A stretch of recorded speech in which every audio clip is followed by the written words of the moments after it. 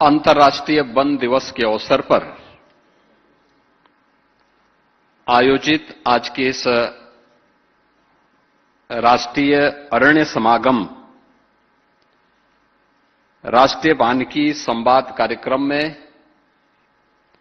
समारोह में उपस्थित उत्तर प्रदेश सरकार में मंत्रिमंडल के मेरे सहयोगी,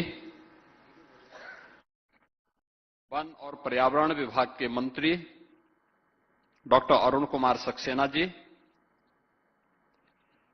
विभाग के राज्य मंत्री श्री केपी मलिक जी, मुख्यमंत्री कार्यालय के सलाहकार श्री अवनीश अवस्थी जी, प्रमुख सचिव वन, पर्यावरण, जंतोद्यान और जलवायु परिवर्तन विभाग श्रीमती हेकाले जी मोबी, प्रधान मुख्य वन संरक्षक और विभागाध्यक्ष सुनील चौधरी जी,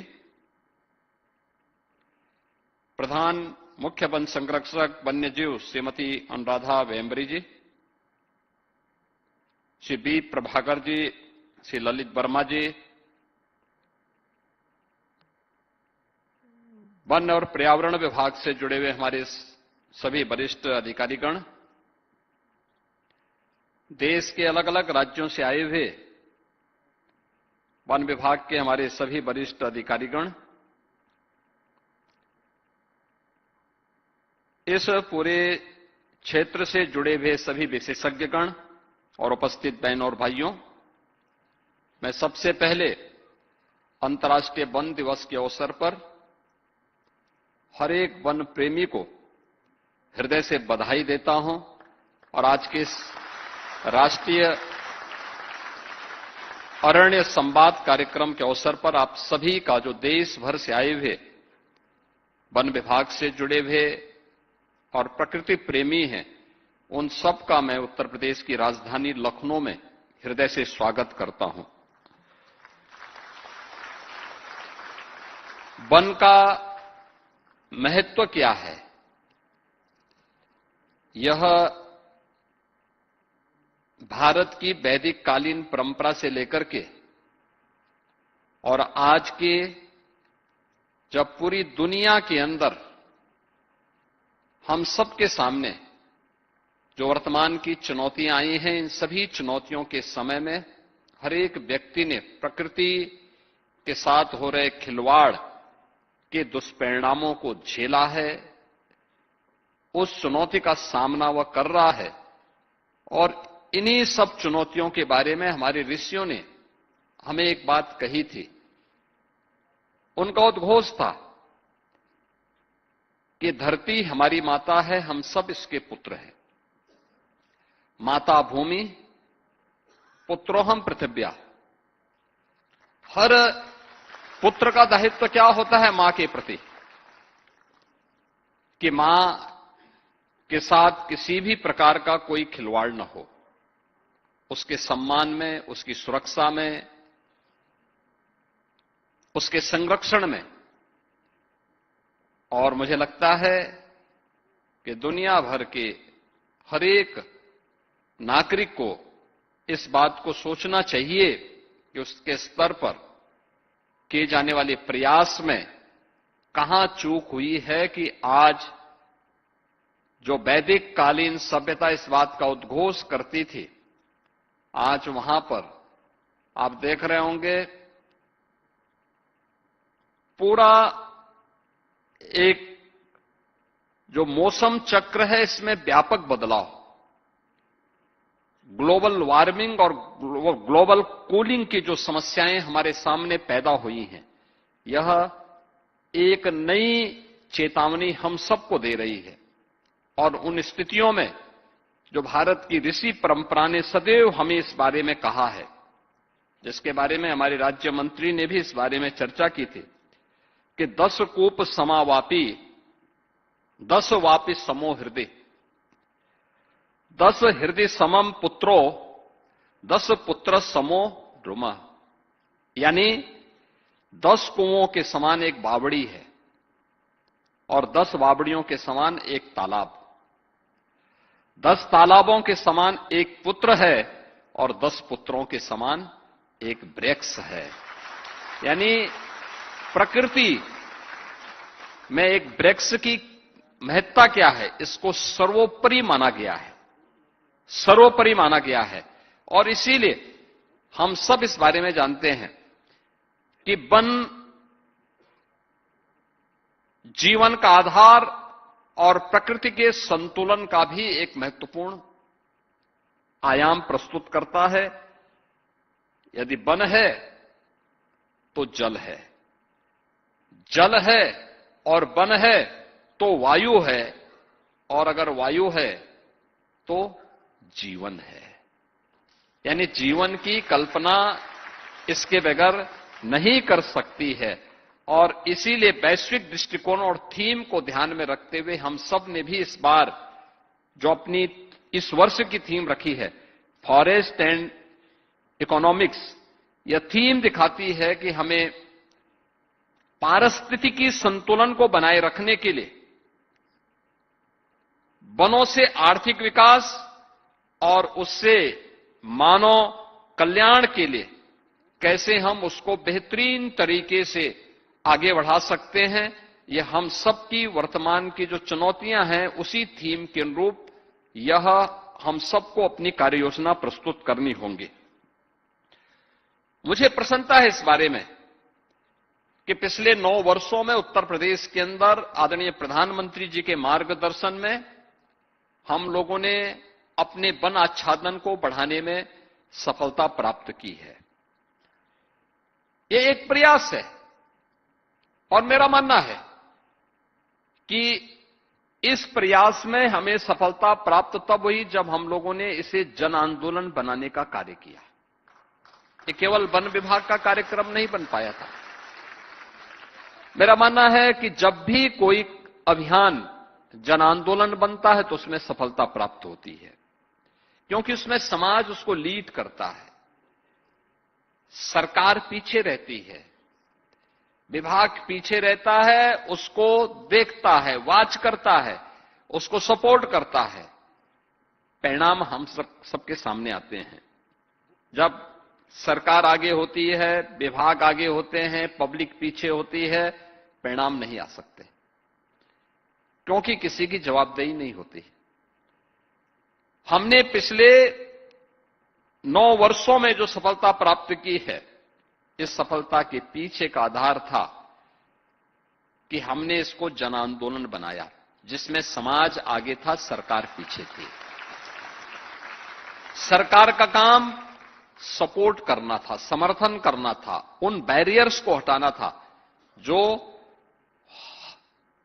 वनाच्छादन को बढ़ाने में कहीं ना कहीं जो अवरोध थे, बैरियर थे, उनको हटाने में सरकार सपोर्ट कर रही थी। मुझे याद है जब हम लोगों ने पहले वर्ष इस बारे में कहा था वन महोत्सव के अवसर पर कि हमें व्यापक पैमाने पे वृक्षारोपण करने हैं। कुल 5.5 करोड़ वृक्षारोपण हो पाए थे और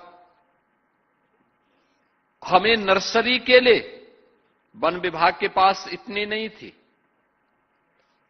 निजी नर्सरियों पर निर्भर रहना पड़ा था, निजी उद्यानों पर निर्भर रहना पड़ रहा था। हम खरीद रहे थे, किसी प्रकार से लोगों से हम सहयोग ले पा रहे थे। और मुझे प्रसन्नता है कि हम लोगों ने गत वर्ष जब वन महोत्सव के अवसर पर प्रदेश में वृक्षारोपण के कार्यक्रम को आगे बढ़ाया और 37 करोड़ वृक्ष एक ही दिन में प्रदेश भर में लगाए थे, तो हमारे पास इसके लिए अच्छे लगभग 8-8, 10-10 फुट के पेड़ मौजूद थे, जिनको हम वृक्षारोपण के रूप में लगा रहे थे। और इनकी संख्या अब 5 करोड़ नहीं थी, बल्कि हमारे पास 50 करोड़ नर्सरी मौजूद थी। और इस वर्ष भी हमने 35 करोड़ का जो लक्ष्य रखा है, एक दिन में, महीने भर में बढ़कर के 40-45 तक जाता है। आदरणीय प्रधानमंत्री जी की प्रेरणा से एक पेड़ मां के नाम, इस एक पेड़ मां के नाम का कार्यक्रम के जो लक्ष्य रखा है, अभी से हमारे पास नर्सरी भी, मैं इसकी एक बैठक एक दिन इससे पहले रिव्यू कर रहा था, 50 करोड़ वृक्षारोपण के लिए हमारे पास नर्सरी वर्तमान में मौजूद है और यह प्रदेश के वनाच्छादन को बढ़ाने में मदद करेगी और इसके माध्यम से हम लोग प्रदेश के अंदर उस व्यापक कार्य योजना को आगे बढ़ाने में जो प्रदेश की जिम्मेदारी बनती है, सबसे बड़ी आबादी का राज्य, आज वह उस लक्ष्य को तेजी के साथ आगे बढ़ा रहा है। चुनौती हमारे सामने तब थी जब हम लोगों ने इस दौरान अपने इंफ्रास्ट्रक्चर को बहुत तेजी के साथ आगे बढ़ाया। स्वाभाविक रूप से बहुत सारी जगह पेड़ काटने पड़े होंगे, बहुत सारी जगह हम लोगों ने इंफ्रास्ट्रक्चर के नाते पेड़ों को शिफ्टिंग भी की होगी और भी व्यापक पैमाने पे काम हुआ। उत्तर प्रदेश वर्तमान में ये मानकर के चलिए कि लगभग 2 लाख करोड़ का अपना कैपिटल एक्सपेंडिचर खर्च कर रहा है लगातार पिछले कुछ वर्षों से। देश के अंदर सर्वाधिक धनराशि है ये। तो सबसे बड़ा इंफ्रास्ट्रक्चर प्रदेश के अंदर पर धनराशि इंफ्रास्ट्रक्चर पर खर्च होने के बावजूद उत्तर प्रदेश का वन आच्छादन बढ़ना एक सुखद अनुभूति कराता है और मुझे लगता है कि चीजें दिखती हैं कि हम इन कार्यक्रमों को आगे बढ़ा सकते हैं और उसी का परिणाम था कि हम लोगों ने पिछले 9 वर्ष में 242 करोड़ वृक्षारोपण करने में सफलता प्राप्त की है और अब ये बढ़ करके लगभग 10% तक पहुंच चुका है। हमारा ये मानना है उत्तर प्रदेश का वन आच्छादन उतना होना चाहिए जितना देश की आबादी यूपी के अंदर रहती है, यानी लगभग 16 से 17% तक पहुंचाने के इस कार्यक्रम को हमको आगे बढ़ाना होगा। और इस दिशा में हम लोगों ने 17 में केवल एक हमारे पास रामसर साइट थी, आज इसकी संख्या बढ़कर के 11 हुई है और हमारा प्रयास है कि हम इसकी संख्या को बढ़ा करके बहुत शीघ्र 100 तक ले जाने की दिशा में आगे बढ़े हैं। और मेरा मानना है कि वन विभाग थोड़ा भी प्रयास कर लेगा, यह आज की आवश्यकता है। रामसर साइट टूरिज्म की दृष्टि से भी, वन्य जीवों की दृष्टि से भी, पक्षियों की दृष्टि से भी महत्वपूर्ण साइट तो होनी ही है, साथ साथ वाटर कंजर्वेशन की दृष्टि से भी वो इसकी एक बड़ी भूमिका हो सकती है। और अगर हम उसको रामसर साइट घोषित करेंगे तो कम से कम भूमाफियाओं के कब्जे से वो मुक्त रहेगी और वहां पर आसानी से इसका कंजर्वेशन करने में हम आगे बढ़ पाएंगे। हमें इस दिशा में विभिन्न प्रकार के पहल इस दौरान हम विभाग के स्तर पर हुए हैं, जिसमें अटल वन है, एकलव्य वन है, त्रिवेणी वन है, ऑक्सी वन है, सिटी वन है। ये सभी प्रकार की स्थापना के कार्यक्रम हुए। गंगा और यमुना जैसी पवित्र नदियों के किनारे, सरयू जैसी पवित्र नदियों के किनारे व्यापक वृक्षारोपण के कार्यक्रम चले हैं। एक्सप्रेसवे और राजमार्गों के दोनों तटों पर बड़े पैमाने पर हम लोगों ने उपयुक्त प्रजाति के वनों के रोपण के कार्यक्रम को आगे बढ़ाया है और प्रदेश इस दिशा में तेजी के साथ आगे बढ़ने का काम किया है। हमारे प्रदेश के अंदर इस दौरान हम लोगों ने 1 डिस्ट्रिक्ट 75 डिस्ट्रिक्ट यूपी के अंदर हैं, हर जिले के अंदर एक नदी के पुनरुद्धार के कार्यक्रम को भी अपने हाथों में लिया है। और मेरा मानना है, मैं आपको बताते हुए प्रसन्नता है कि हमारे लगभग सभी जनपदों ने कम से कम एक नदी का पुनरुद्धार का कार्य सफलतापूर्वक अपने देखते हैं। ये जो टाइगर है ना, वो ठीक है, एक चुनौती है हमारे सामने कि कभी कभी वन्य मानव वन्य संघर्ष होता है और उत्तर प्रदेश देश का पहला राज्य है जिसने मानव वन्य संघर्ष को आपदा की श्रेणी में लेकर के अपनी ओर से सहायता देना प्रारंभ किया। लेकिन एक जो हमारे सामने है, मैं अक्सर इस बात को देखता हूं, तो ठीक है उसके सामने कुछ चुनौतियां होंगी, उनकी संख्या बढ़ गई होगी। नेपाल के अंदर व्यापक पैमाने पे वहां पे वृक्ष काटे गए, वहां पर इल्लीगल जो कटान हुई है, इसके नाते भी वहां के भी वन्य जीव उत्तर प्रदेश के अंदर ही इस पूरे हमारे दुधवा में और उसके अगल बगल के जो पार्क हैं उसमें आए हैं।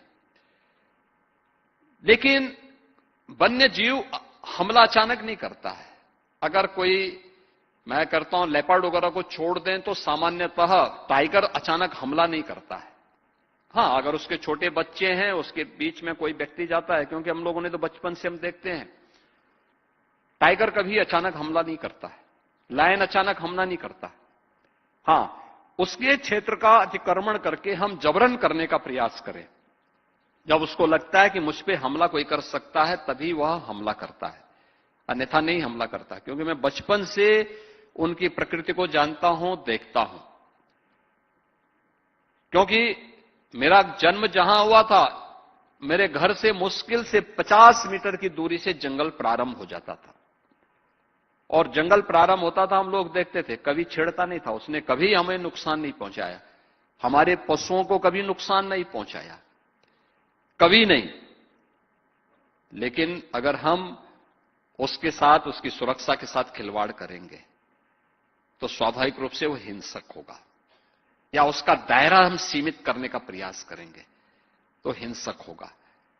और इसीलिए प्रदेश सरकार ने उस समय की चुनौती को ध्यान में रख करके जो हमारे सामने आई थी, मैं तो देख रहा था अभी पिछले दिनों, गत वर्ष एक टाइगर यहां सीतापुर में आया, उसने एक भी मानव को क्षति नहीं पहुंचाई।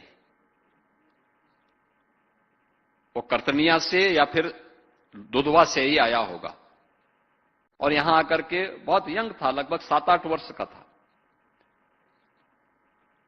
और कई दिनों तक रहा। उसको पकड़ने के लिए तमाम प्रयास किए गए, रेस्क्यू के लिए अनेक टीमें लगी। मेरी चिंता यह थी कि कोई इसको मार न दे, क्योंकि लोग मांग करने लगते हैं किसी के पशु को नुकसान पहुंचाएगा तो। और मैं लगातार उसकी मॉनिटरिंग करता था यहां से, भाई देखो उसको नुकसान न हो, और रेस्क्यू करके उसको गोरखपुर जू ले जा रहे थे। मैंने कहा जू में क्यों ले जा रहे हो, 7 वर्ष का है, उसको वापस जंगल में छोड़ दो, भाई दुधवा में, कर्तनिया में छोड़ करके आओ उसको। और मुझे अच्छा लगा कि वन विभाग के लोगों ने उसको रेस्क्यू करने के उपरांत उसने कोई जनहानि नहीं की, और उसको सफलतापूर्वक फिर रेस्क्यू करके वापस वन के अंदर लेके चले गए, और वहां रह रहा है। यानी वन है तो बाघ है, बाघ है तो जैव विविधता है, और जैव विविधता है तो हमारी जीव सृष्टि है, जीव सृष्टि है तो मानव सभ्यता है। इसलिए वन संरक्षण यह केवल मानव सभ्यता के लिए नहीं, जीव सृष्टि के लिए अत्यंत महत्वपूर्ण है। और इसलिए जीव सृष्टि में सर्वश्रेष्ठ कृति ईश्वर की मनुष्य है, तो मनुष्य की सबसे बड़ी नैतिक जिम्मेदारी बनती है कि हम इस ऑनरशिप को अपने ऊपर लें, और वन के संरक्षण के लिए हम अपने स्तर पर प्रयास करें। हम लोगों ने इस वर्ष भी वन विभाग के बजट को अच्छा खासा किया है। देखिए, कुछ विभाग ऐसे होते हैं जहां पर पैसे के लिए हम कभी हाथ नहीं बांधते, पर्याप्त मात्रा में धनराशि उपलब्ध करवाते हैं। जैसे सुरक्षा के मुद्दे पर हम लोग जब आए थे, तब से आज की तुलना में अगर उत्तर प्रदेश के अंदर सुरक्षा के मुद्दे पे बजट आप देखेंगे तो ये कई गुना हम लोगों ने बढ़ा करके दिया है। हम लोगों ने कहा यहां कॉमन मैन की सुरक्षा के साथ कोई खिलवाड़ नहीं हो सकता। ऐसे फॉरेस्ट में भी हम लोगों ने सामाजिक वानिकी के लिए 800 करोड़ रुपए विभाग को दिए हैं, पौधशाला प्रबंधन के लिए 220 करोड़ दिए हैं, वन बल आधुनिकीकरण के लिए इनको 10 करोड़ दिए हैं, रानीपुर टाइगर रिजर्व के संरक्षण के लिए 50 करोड़ का कार्पस फंड भी दिया है, क्लीन एयर मैनेजमेंट के लिए 194 करोड़ दिए हैं, और वानिकी विश्वविद्यालय के लिए जो बनने जा रहा है उसके लिए भी 50 करोड़ रुपए इन्हें उपलब्ध करवाए हैं। और प्रदेश के अंदर मुझे याद है 2017 के पहले गांगे डॉल्फिन लगभग समाप्त सी हो गई थी। आदरणीय प्रधानमंत्री जी की प्रेरणा से आज देश के अंदर नमामि गंगे परियोजना के बाद गांगे डॉल्फिन फिर से देखने को मिल रही है। और मुझे बताते हुए प्रसन्नता है कि जो नदी डॉल्फिन जनगणना हुई थी 23 में, देश के अंदर 6,327 डॉल्फिन में से अकेले उत्तर प्रदेश में 2,397 उत्तर प्रदेश में ये पाई गई। जटायु संरक्षण केंद्र के रूप में हम लोगों ने रेड हेडेड जो जटायु था, गिद्ध था, उसका संरक्षण का केंद्र गोरखपुर में बनाया है और सफलतापूर्वक वहां पर वह संचालित है। उत्तर प्रदेश देश के अंदर कार्बन नेट कार्बन के लक्ष्य को प्राप्त करने के लिए जो कार्य प्रारंभ किया है, उसमें हमारी जो इलेक्ट्रिक व्हीकल पॉलिसी है वह बहुत अच्छी बनी है और यह देश के अग्रणी राज्यों में उत्तर प्रदेश की गिनती होती है। इसमें एक इलेक्ट्रिक व्हीकल के मैन्युफैक्चरिंग की यूनिट उत्तर प्रदेश में इसी लखनऊ में हम लगा चुके हैं और प्रदेश के अंदर वर्तमान में हम 7 सिटी में तो पब्लिक ट्रांसपोर्ट के लिए मेट्रो का संचालन कर रहे हैं। देश की पहली रैपिड रेल उत्तर प्रदेश के अंदर संचालित हो रही है और पब्लिक ट्रांसपोर्ट के लिए हम लोगों ने प्रदेश के अंदर 700 से अधिक इलेक्ट्रिक बसेज उपलब्ध करवाई हैं और देश के अंदर सर्वाधिक ई रिक्शा भी उत्तर प्रदेश के पास मौजूद हैं, जहां पर ये चीजें तेजी के साथ आगे बढ़ी हैं। प्रदेश के अंदर नेट जीरो के इस लक्ष्य को प्राप्त करने की दिशा में जो अन्य कार्य प्रारंभ हुए हैं, इनमें अयोध्या जो हमारी पौराणिक सिटी है, इसको हमने सोलर सिटी के रूप में डेवलप करने का काम प्रारंभ किया है। 18 अन्य जो म्युनिसिपल कॉरपोरेशन है, इनको भी सोलर सिटी के रूप में विकसित करने की दिशा में सरकार के द्वारा कार्य प्रारंभ हुआ है।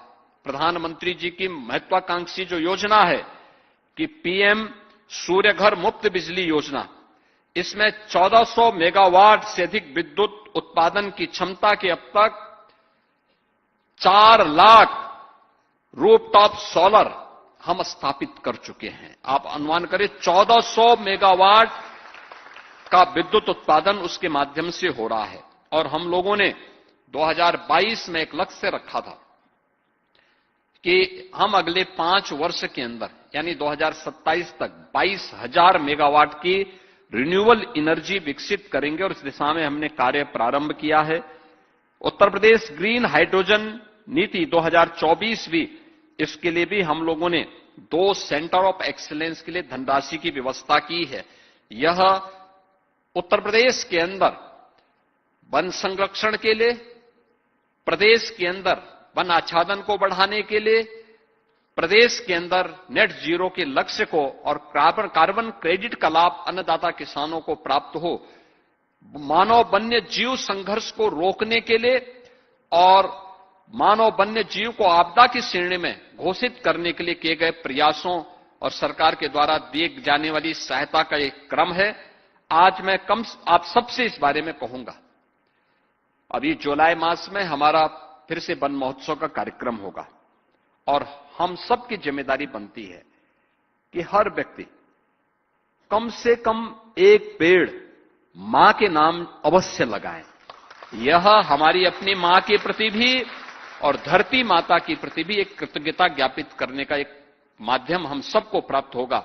आज के इस अवसर पर मैं एक बार फिर से अंतर्राष्ट्रीय वन दिवस के अवसर पर आज का जो एक कार्यक्रम हुआ है, यहां पे अनेक कॉफी टेबल बुक्स विभाग ने यहां पे आज विमोचित करवाई हैं और मैं उनसे कहूंगा ये केवल विभाग तक सीमित न रहे, हर मंत्री को भी उपलब्ध करवाएं। हर एयरपोर्ट पर और विश्वविद्यालयों के निजी और गवर्नमेंट के निजी विश्वविद्यालय हों, चाहे वह गवर्नमेंट के विश्वविद्यालय हों, चाहे वह एग्रीकल्चर के यूनिवर्सिटीज हों, और वन विभाग के हर एक कार्यालय में भी एक कॉफी टेबल बुक जानी चाहिए, क्योंकि बहुत कुछ उसमें रोचक जानकारियां मिलती हैं और उपलब्धियों से जुड़ी हुई एक महत्वपूर्ण उपलब्धियां भी उसके साथ जुड़ी होती हैं। ये कॉफी टेबल बुक वहां तक हमें पहुंचाने का कार्य करना चाहिए। पहुंचवाएंगे तो विभाग के बारे में लोगों को एक सही जानकारी मिल पाएगी। यहां पे जिन बच्चों को, जिन लोगों को उपलब्ध यहां पे सम्मान दिया गया है, जिन्होंने कार्बन क्रेडिट के लिए जिन किसानों ने अच्छा काम किया है, ऐसे हमारे पास एक लंबी श्रृंखला है। उन किसानों को निरंतर हमारा संवाद होना चाहिए और नए किसानों को इसके साथ हमें जोड़ने की कार्रवाई को भी प्रोत्साहित करना चाहिए। वन से जुड़े हुए जो हमारे कास्ट से जुड़े हुए उद्योग हैं, इसको भी हमें प्रोत्साहित करने की दिशा में, अगर कोई किसान अपने खेत पर पेड़ लगा करके उसमें मदद करता है तो हमें उसको परमिशन देने में किसी भी प्रकार की कोताही नहीं बरतनी चाहिए। हां, शर्त तो जोड़नी चाहिए, एक पेड़ काटोगे कम से कम 10 पेड़ लगाओगे, उसका वेरिफिकेशन होना चाहिए और उसको जियो टैगिंग करने की व्यवस्था करनी चाहिए, तब किसान प्रोत्साहित होगा। हमें अन्य विभागों के साथ भी बेहतर संवाद को आगे बढ़ाना चाहिए और जो हम लोगों ने पहले इस बारे में कहा था कि विरासत वृक्ष घोषित करने की कार्रवाई, 100 वर्ष पुराने जितने पेड़ हैं उनको विरासत वृक्ष के रूप में आगे बढ़ाना। आप देखेंगे देश के अंदर सबसे पुराना वृक्ष कोई है तो यहां बाराबंकी में ही है, 5000 वर्ष पुराना उसका इतिहास है, इसी बाराबंकी में मौजूद है। पारिजात का है और इतना पुराना है। ऐसे ही मैं जब गोरखपुर में जाता हूं, हमारे मंदिर कैंपस में 2 पेड़ ऐसे हैं, यानी एक पेड़, जिस पेड़ के नीचे भारत सेवाश्रम संघ के संस्थापक स्वामी प्रणवानंद जी ने 1912 में, यानी आज से 114 वर्ष पहले दीक्षा ली थी गोरखमी पीठ में आकर के, उसी पेड़ के नीचे उन्होंने दीक्षा ली थी। वह पेड़ आज भी उसी रूप में आम का पेड़ है और उसी रूप में ऐसे फैला हुआ है। आप सोचो, उस समय भी वह पेड़ ऐसे ही था। जो पुराने चित्र दिखते हैं, पुराने चित्र जो बने हैं उसी रूप में बने हैं। और आप आश्चर्य करेंगे कि उस पेड़ में आज भी एक ही पेड़ है, शाखाएं अलग अलग हैं और कई वैरायटी के आम आते हैं।